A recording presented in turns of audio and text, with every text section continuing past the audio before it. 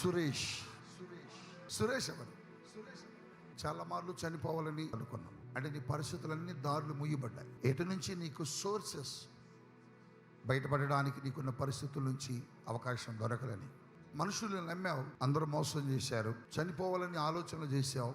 చాలా ప్రయత్నాలు, డబ్బు సంపాదించడానికి నువ్వు చెయ్యని ప్రయత్నం అంటూ లేదు. బోలెడు ప్రయత్నాలు చేశావు, ప్రతి ప్రయత్నం ఫెయిల్ అయ్యి. కానీ దేవుడు ఏమంటున్నాడంటే, సురేష్, ఇది మొదలుకొని ఈరోజు ఈ టైం నుండి నువ్వు చేసే ప్రతి పనిలో నీకు దేవుని హస్తము తోడుగా ఉంటుందంట. ఇంక నువ్వు ఎప్పుడు చనిపోవాలనే ఆలోచన నీ కెరియర్లో చేయొద్దు.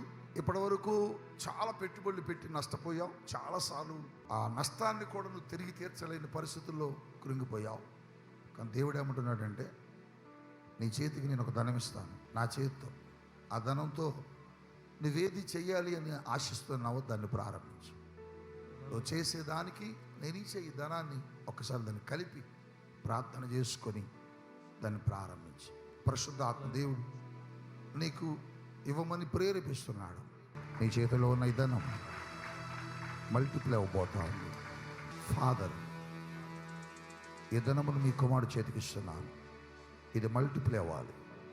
తన అక్కర తీర్చబడాలి, తన అవసరత తీర్చబడి 12 గంపలు మిగిలినట్లుగా ఈ ధనము తన చేతులు మిగిలినగాక. Thank you Lord, thank you lord.